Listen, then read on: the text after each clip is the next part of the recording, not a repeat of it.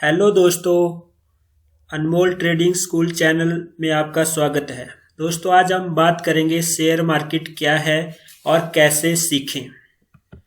दोस्तों, अगर आप आज के टॉपिक को समझना चाहते हैं तो पहले आप पार्ट 1 वीडियो को देखें, तभी आपको ये वीडियो समझ आएगा। Basic of stock market for beginner, क्योंकि ये इस वीडियो का सेकंड पार्ट है। अगर पहली वीडियो को आप देखेंगे तो आपको ये अच्छी तरह से समझ आ जाएगा कि हम कैसे शेयर मार्केट में निवेश करें और टाइप ऑफ ट्रेडिंग और स्टॉक मार्केट क्या है, इससे कैसे हम पैसे कमा सकते हैं। तो दोस्तों, अब बात करते हैं what is share market. Share बाजार क्या है। आज के इस टॉपिक में हम बाजार के बारे में कुछ बेसिक जानकारी लेंगे। इस दुनिया में पैसे कमाना कौन नहीं चाहता। पैसा हर इंसान की ज़रूरतों को पूरा करने के लिए बहुत ही ज़रूरी है। अगर हमारे पास पैसा है तो ही हम अपने सपनों को पूरा कर सकते हैं, और पैसे के बिना हमारा सपना बनकर रह जाता है। इसलिए आज दुनिया में सभी लोग पैसे को ज़्यादा अहमियत देते हैं, क्योंकि पैसा है तभी आपके पास इज्जत, दौलत और घर, रिश्तेदार, दोस्त, ये सब कुछ है। दुनिया में पैसे कमाने का जरिया बहुत हैं।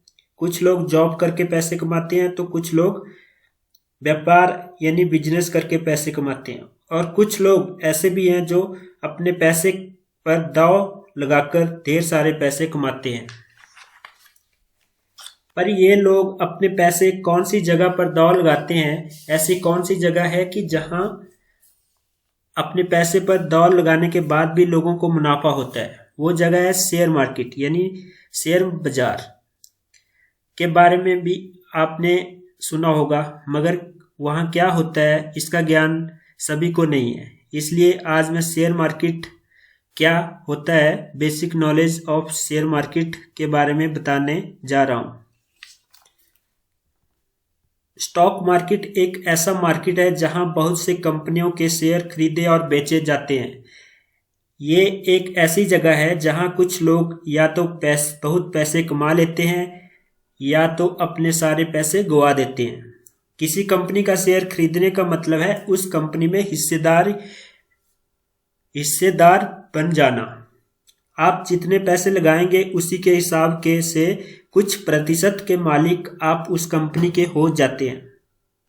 जिसका मतलब ये है कि अगर आप उस कंपनी को भविष्य में मुनाफा होगा तो आपके लगाए हुए पैसे से दुगना पैसा आपको मिलेगा, और अगर घाटा हुआ तो आपको एक भी पैसा नहीं मिलेगा, यानी कि आपकी पूरी तरह से नुकसान होगा। जिस तरह शेयर मार्केट में पैसे बनाना आसान है, ठीक उसी तरह यहाँ पैसे गंवाना भी उतना ही आसान है, क्योंकि स्टॉक मार्केट में उतार चढ़ाव होते रहते हैं।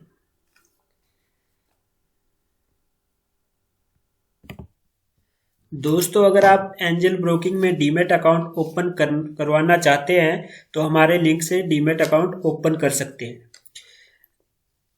एंजल ब्रोकिंग में 0 AMC चार्ज है, जो फर्स्ट ईयर 0 है, और इसमें डिलीवरी चार्जेस 0 है, ब्रोकरेज 0 है, और इंट्राडे के लिए 20 रुपये पर ऑर्डर ट्रांजैक्शन चार्जेस लगते हैं। और अगर हमारे लिंक से आप एंजल ब्रोकिंग में डीमैट अकाउंट ओपन करते हैं तो आपको लाइफ टाइम प्रीमियम सर्विस और live market free of cost मिलेगी।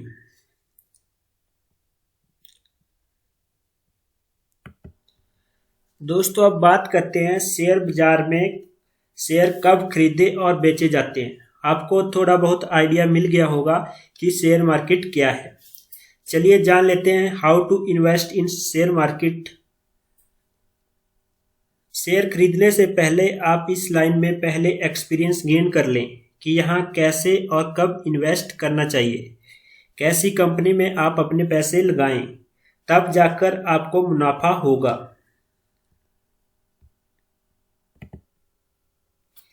इन सब चीज़ों का पता लगाएं, ज्ञान बटोरें, और उसके बाद ही शेयर मार्केट में निवेश करें। शेयर मार्केट में कौन सी कंपनी का शेयर बढ़ा या गिरा, इसका पता लगाने के लिए आपको इकोनॉमिक टाइम्स जैसे न्यूज़पेपर पढ़ सकते हैं, और या फिर एनडीटीवी बिजनेस न्यूज चैनल भी देख सकते हैं, जहां पे आपको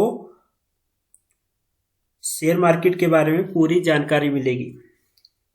ये जगह बहुत ही रिस्क से भरी हुई है, इसलिए यहाँ तभी निवेश करना चाहिए जब आपकी आर्थिक स्थिति ठीक हो, ताकि जब आपको घाटा हो तो आपको उस घाटे से ज्यादा फर्क ना पड़े। या तो फिर आप ऐसे भी कर सकते हैं कि शुरुआत में आप शेयर मार्केट में थोड़े से पैसे से निवेश करें, ताकि आगे जाकर आपको ज़्यादा झटका ना लगे। जैसे जैसे आपका इस फील्ड में नॉलेज और एक्सपीरियंस बढ़ेगा, वैसे वैसे आप धीरे धीरे अपने निवेश को बढ़ा सकते हैं। दोस्तों, अब हम बात करेंगे स्पोर्ट लेवल क्या होता है। स्पोर्ट लेवल उस प्राइस लेवल को रेफर करता है जिसके नीचे एसेट का प्राइस का गिरना सबसे कम होता है। उसमें में किसी भी शेयर का स्पोर्ट लेवल क्रिएट किया जाता है बायर के द्वारा, जो कि मार्केट में एंटर कर रहे होते हैं जब भी शेयर का एक लोअर प्राइस चला जाता है। स्पोर्ट लेवल कैसे बनाया जाता है? दोस्तों, आपको इस पिक में दिखाई दे रहा है कि ये 2 लाइनों को टच कर रहा है। हमारा स्पोर्ट लेवल जो यहाँ पे दिखाया जा रहा है वो 2 लाइनों को टच कर रहा है। अगर तीसरी लाइन भी अगर इसको ब्रेक करता है तो इसका स्पोर्ट लेवल और डाउन चला जाएगा। तो इस तरह से हम स्पोर्ट लेवल ड्रॉ करते हैं। स्पोर्ट लेवल कैसे बनाया जाता है? टेक्निकल एनालिसिस की बात करें तब सबसे सिंपल स्पोर्ट लेवल को चार्ट करने के लिए एक लाइन ड्रॉ किया जाता है। शेयर के सभी लोएस्ट लो को ध्यान में रखकर उस टाइम पीरियड के दौरान ये स्पोर्ट लाइन या तो फ्लैट होती है या फिर अप या डाउन भी हो सकती है। ओवरऑल प्राइस ट्रेंड के हिसाब से वही दूसरे टेक्निकल इंडिकेटर और चार्टिंग टेक्निक्स का इस्तेमाल भी किया जा सकता है। ज़्यादा एडवांस वर्जन और सपोर्ट लेवल को आइडेंटिफाई करने के लिए रेजिस्टेंस लेवल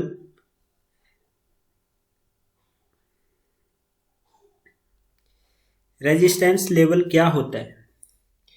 रेजिस्टेंस लेवल एक ऐसा प्राइस पॉइंट होता है जहां की शेयर की प्राइस राइज में रुकावट दिखाई पड़ती है, क्योंकि एकदम से बहुत सारे सेलर अपने शेयर को उसी प्राइस पे बेचना चाहते हैं। प्राइस एक्शन पर निर्भर करता है कि रेजिस्टेंस और मूविंग एवरेज को आइडेंटिफाई करने के लिए सपोर्ट लेवल और रेजिस्टेंस लेवल में क्या अंतर होता है? सपोर्ट और रेजिस्टेंस किसी स्टॉक के चार्ट में 2 अलग अलग प्राइस पॉइंट होते हैं जिनके विषय में जानना बहुत ही जरूरी होता है।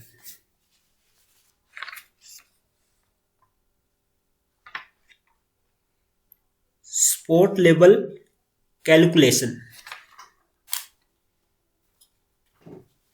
चलिए अब सपोर्ट प्राइस के बारे में जानते हैं। सपोर्ट प्राइस चार्ट का वो प्राइस पॉइंट होता है जहां से आगे सेलर के मुकाबले बायर की संख्या ज़्यादा होने की संभावना होती है और इसलिए स्टॉक का भाव stock price support price point के ऊपर तरफ चढ़ने की संभावना होती है। वहीं दूसरी तरफ रेजिस्टेंस प्राइस चार्ट का वो पॉइंट होता है जहां से आगे बायर के मुकाबले सेलर की संख्या ज़्यादा होने की संभावना होती है। इसीलिए स्टॉक का भाव रेजिस्टेंस प्राइस पॉइंट से नीचे की तरफ गिरने की संभावना होती है। जब भी प्राइस एक्शन इन दोनों लेवल जो कि हैं सपोर्ट और रेजिस्टेंस लेवल में से किसी एक को भी ब्रीच करता है, तब इस सिचुएशन को एक ट्रेडिंग अपॉर्चुनिटी कंसीडर किया जाता है।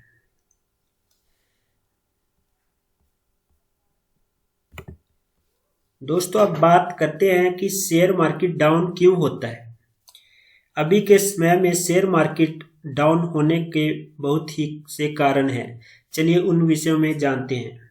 जैसे कि आपको शायद पता ही हो कि एक बड़े धरन के विपदा के कारण शेयर मार्केट डाउन हो जाता है। वहीं इस समय कोरोना वायरस विपदा के कारण कंज्यूमर बिहेवियर में बदलाव देखा जाता है। वहीं इससे बिजनेस को काफ़ी नुकसान पहुंचता है, जिससे कि शॉर्ट टर्म अर्निंग के लिए अपने स्टॉक को बेच देते हैं। वहीं शेयर मार्केट में उतार चढ़ाव देखने को मिलता है। दोस्तों ये जो चार्ट है ये निफ्टी का चार्ट है।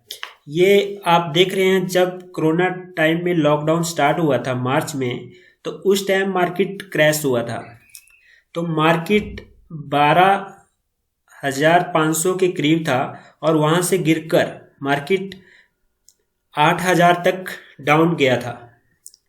तो जैसे भी कोई भी भारी संकट या कोई बीमारी ऐसी आ जाती है, उसकी वजह से मार्केट में जो बिजनेसमैन है उनको काफ़ी लॉस होता है और मार्केट में भी डर का माहौल पैदा हो जाता है, जिसकी वजह से लोगों में अफरा तफरी मच जाती है और लोग अपने शेयर को जल्दी से सेल कर देते हैं। उसकी वजह से मार्केट एकदम से क्रैश हो जाती है। ये सिचुएशन मैक्सिमम 10 ईयर, मतलब कभी भी कोई मुसीबत या बहुत बड़ी कोई घटना होती है, भूकंप वगैरह आ जाते हैं, उस वजह से उस देश की अर्थव्यवस्था अस्त व्यस्त हो जाती है, तो उस टाइम ऐसी सिचुएशन आ जाती है जब सारे बिजनेस ठप पड़ जाते हैं। उस समय ऐसी सिचुएशन आती है जब मार्केट क्रैश हो जाती है। तो इस कोरोना वायरस क्राइसिस का कोई भी सही सॉल्यूशन अभी तक मौजूद नहीं है, जिससे कि ये इन्वेस्टर सेंटिमेंट को भय पैदा करता है। वहीं इससे शेयर में भारी गिरावट देखने को मिलती है। वहीं जब फॉरेन इंस्टीट्यूशनल इन्वेस्टर मेनली ईटीएफएस के द्वारा जब सेलिंग की जाती है, इस ग्लोबल रिस्क एवर्जेंस के दौरान इससे शेयर मार्केट में काफ़ी गिरावट देखने को मिलती है। उन्होंने लगभग 25,000 करोड़ की स्टॉक को बेच दिया भय के कारण इस मार्च में। जैसे कि मार्च महीने में जो हमारे फॉरेनर इन्वेस्टर थे, उन्होंने 25,000 करोड़ के स्टॉक एकदम से बेच दिए थे। उसकी वजह से स्टॉक मार्केट क्रैश हुई थी और काफ़ी डाउन चली गई थी। आप देख रहे हैं अब जैसे जैसे बिजनेस चलना स्टार्ट हुए हैं, वैसे वैसे मार्केट ने रिकवर होना स्टार्ट हो गया, मार्केट में रिकवरी होना स्टार्ट हो गई है। तो मार्केट से का गणित क्या है? यदि आप भी मेरे तरह काफ़ी वक्त से एक्टिव हो स्टॉक मार्केट में, इक्विटी और ऑप्शन दोनों में,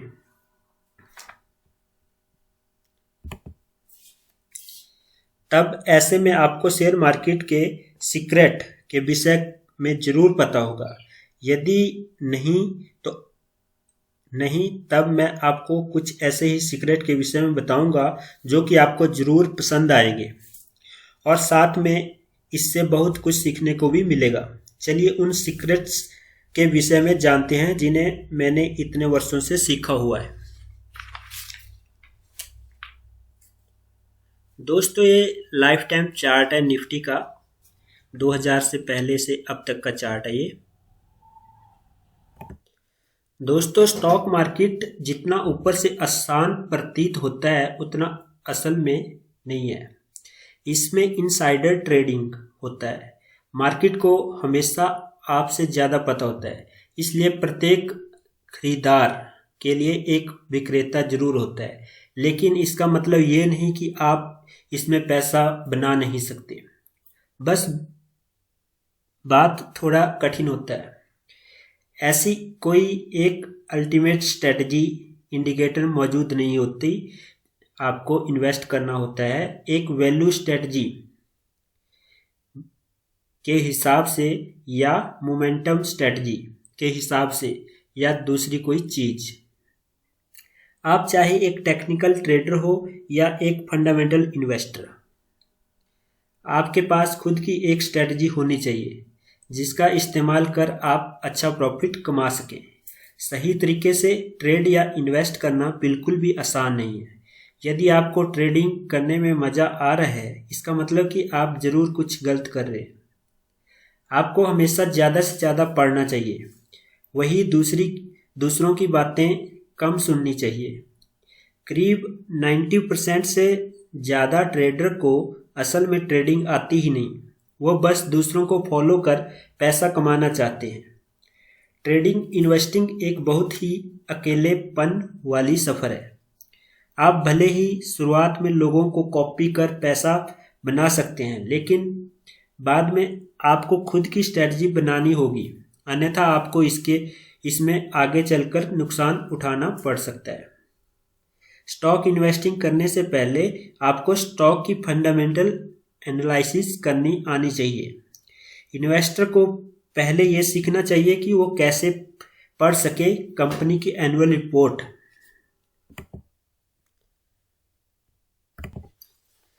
दोस्तों, अब बात करते हैं शेयर मार्केट कैसे सीखें।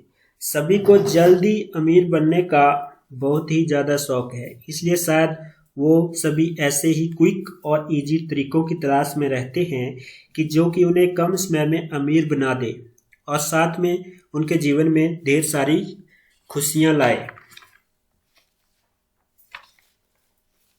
ऐसे में सभी को स्टॉक मार्केट में ऐसा ही एक टेक्निक लगता है जहां से कि वो कम समय में करोड़ों रुपए कमा सकते हैं। इसलिए वो अक्सर ऐसे शेयर मार्केट टिप्स की तलाश में रहते हैं जो कि जल्दी से इस्तेमाल कर अमीर बन सके। तो चलिए ऐसे ही कुछ शेयर मार्केट टिप्स के विषय में जानते हैं जिन्हें कि सभी बिगिनिंग इन्वेस्टर को निश्चित रूप से जानना चाहिए। सबसे पहले सीखें तभी आगे बढ़ें। सबसे पहले लर्न तभी अर्न। कोई भी चीज हो उसमें अपना हाथ आजमाने से पहले आपको उसे पहले ही सही तरीके से जानना होता है। इसके लिए आपको पढ़ाई करनी होती है, स्टडी करनी होती है। ऐसे में शेयर मार्केट को भी पहले आप सीखना होता है, तभी आप उसमें अपना पैसा इन्वेस्ट करें। बिना शेयर मार्केट का ज्ञान प्राप्त किए आपको आगे नहीं बढ़ना चाहिए। और सेकंड है हमारा अपना रिसर्च खुद करें। रिसर्च का नाम सुनते ही बहुत से लोग इससे दूर भागते हैं, लेकिन शेयर मार्केट के संदर्भ में ऐसा बिल्कुल भी नहीं करना चाहिए, क्योंकि ये रिसर्च ही है जो आपको शेयर मार्केट में सफल बना सकता है। वहीं आपको बहुत से टीवी चैनल में भी कई मार्केट एक्सपर्ट्स मिल जाएंगे जो कि आपको शेयर की नॉलेज दे रहे होते हैं। वैसे हो सकता है कि उनकी कुछ बातें सही भी हों, लेकिन यदि वो इतने ही आसानी से अगर शेयर की कीमत को प्रेडिक्ट कर पाते तो अपने घर बैठे ही पैसे कमा रहे होते। आप समझ गए मैं किस ओर इशारा कर रहा हूँ। बस इसलिए मेरी सलाह है कि आपको अपना रिसर्च खुद से करना चाहिए। दोस्तों, तीसरा पॉइंट है लॉन्ग टर्म्स गोल सेट। ये बात अच्छी तरीके से समझ लें कि वो चाहे कोई भी इन्वेस्टमेंट क्यों ना हो, इन्वेस्टमेंट लॉन्ग टर्म में ही बढ़िया रिजल्ट प्रदान करती है। ऐसे में आपको भी शेयर मार्केट में यदि इन्वेस्टमेंट करना है तब उसे लॉन्ग टर्म मानकर ही करें, तभी आपको इसमें प्रॉफिट हो सकता है। और दोस्तों, चौथा पॉइंट है अपने रिस्क टॉलरेंस को समझें। यहाँ रिस्क टॉलरेंस कहने का मतलब है कि सभी की अपनी एक रिस्क लेने की क्षमता है, जिसके तक कि उन्हें फर्क नहीं पड़ता कि उनका लॉस हो या प्रॉफिट। ऐसे में शेयर मार्केट थोड़ा रिस्की होता है, इसलिए इसमें उतना ही इन्वेस्ट करें जितने की रिस्क आप उठा सकें, क्योंकि यदि आप ज़्यादा इन्वेस्ट करते हैं तब अगर आपकी लॉस हो जाती है तब आपको कंगाल होने से कोई नहीं रोक सकता। इसके अपने रिस्क टॉलरेंस के हिसाब से अपनी पोर्टफोलियो तैयार करें। दोस्तों, पांचवा पॉइंट है रिसर्च और प्लानिंग करें। किसी भी फील्ड में आप क्यों ना हो, सभी में अच्छी रिसर्च और प्लानिंग की काफ़ी ज़्यादा महत्व होता है, क्योंकि लॉन्ग टर्म के सक्सेस में ही यही रिसर्च और प्लानिंग ही आपकी सबसे ज़्यादा काम आती है। वहीं शेयर के सिलेक्शन के दौरान उन्हें अच्छे तरीके से रिसर्च करें, जिससे आपको बाद में पछताना ना पड़े। दोस्तों, छठा पॉइंट है अपने इमोशन को कंट्रोल करें। शेयर मार्केट में ऐसा बहुत बार होता है कि आप अपना इमोशन खो बैठते हैं, जिसके चलते आपको काफ़ी नुकसान भी हो सकता है। इन सभी चीज़ों से दूर रहने के लिए आपको अपने इमोशन को कंट्रोल करना सीखना होगा। कहीं भी जाकर आप एक अच्छे इन्वेस्टर तभी जाकर आप एक अच्छे इन्वेस्टर बन सकते हैं। इससे आपको मुनाफा और नुकसान दोनों में से कोई एक हो सकता है।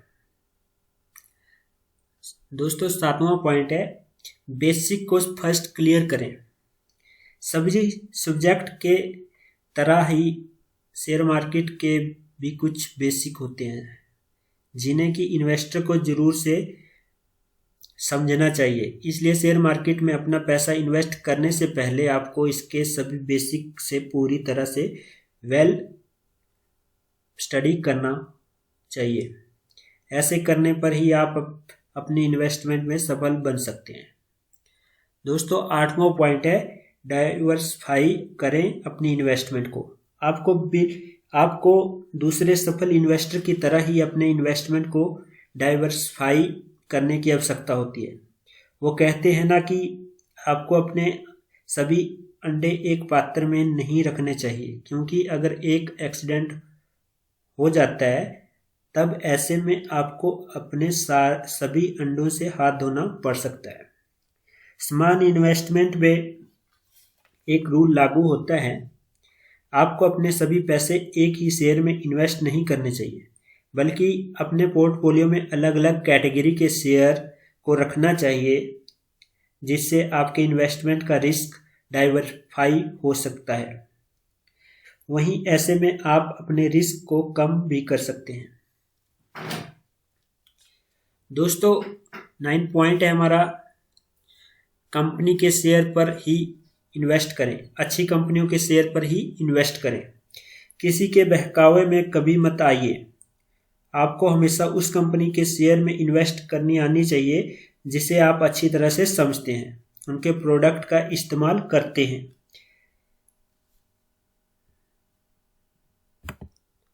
दोस्तों, अब बात करते हैं शेयर मार्केट कब बढ़ता है और कब घटता है। शेयर मार्केट के बढ़ने और घटने के पीछे जो मुख्य कारण है वो होता है डिमांड और सप्लाई। डिमांड और सप्लाई आपको मार्केट में दो तरह के लोग देखने को मिलेंगे, लेकिन इन दोनों के मत अलग अलग होते हैं।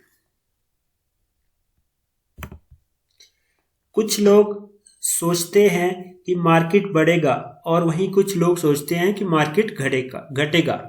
इसे समझने के लिए दो चीज़ों को समझना बहुत ही आवश्यक होता है। अगर डिमांड बढ़ जाता है या एक्सीड करता है सप्लाई को, तब ऐसे में प्राइस या कीमत में बढ़ोतरी होती है। और दूसरा, वहीं अगर सप्लाई बढ़ जाता है डिमांड से, तब ऐसे में प्राइस की कीमत में घटती नजर आती है। चलिए एक उदाहरण से इसे बेहतर तरीके से समझते हैं। मान लीजिए कि एसबीआई ने अपनी फाइनेंशियल रिजल्ट्स की घोषणा की और उनकी नेट प्रॉफिट मार्जिन करीब 100% बढ़ जाती है। ये परफॉर्मेंस असल में काफ़ी अच्छी है, उम्मीद से अच्छी है। वहीं आप और हम जैसे लोगों को ये मालूम पड़ता है कि एसबीआई शेयर काफ़ी अच्छा परफॉर्म कर रहा है। वहीं अगर आप एसबीआई में इन्वेस्ट करते हैं तब आपको अच्छे परिणाम देखने को मिलेंगे। चलिए मान लें कि एसबीआई स्टॉक प्राइस अभी है 250। अब आप बिड करेंगे 100 शेयर पर, वो भी 250 में। लेकिन अब कोई भी आपको ये शेयर बेचना नहीं चाहता, क्योंकि सभी को लगता है कि आगे चलकर एसबीआई स्टॉक प्राइस और ज़्यादा बढ़ने वाली है। ऐसे में आप SBI शेयर को खरीदने के लिए उसकी खरीदारी कीमत को बढ़ा देते हैं, वो भी 255। तब भी कोई रेडी नहीं होता इसे बेचने के लिए। ऐसे में डिमांड ज़्यादा सप्लाई से, इसलिए इसकी कीमत बढ़कर अब 260 होगी।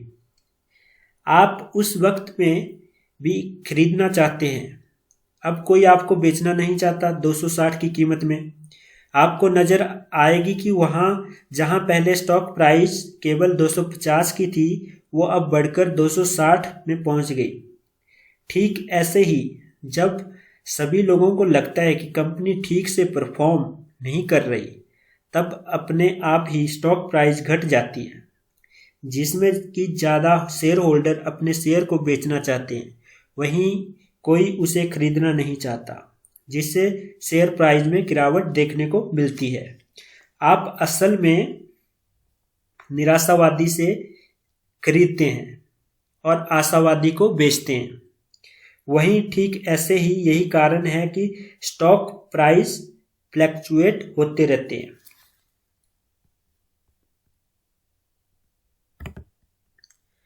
दोस्तों, मुझे उम्मीद है कि आपको मेरी ये वीडियो ज़रूर पसंद आई होगी। मेरी हमेशा से यही कोशिश रहती है कि शेयर बाजार के विषय में पूरी जानकारी प्रदान की जाए, जिससे दोस्तों यदि आपको यह पोस्ट या वीडियो पसंद आई हो या कुछ सीखने को मिला, तो कृपया इस वीडियो को शेयर ज़रूर करें, लाइक और कमेंट भी ज़रूर करें। Thank you friends.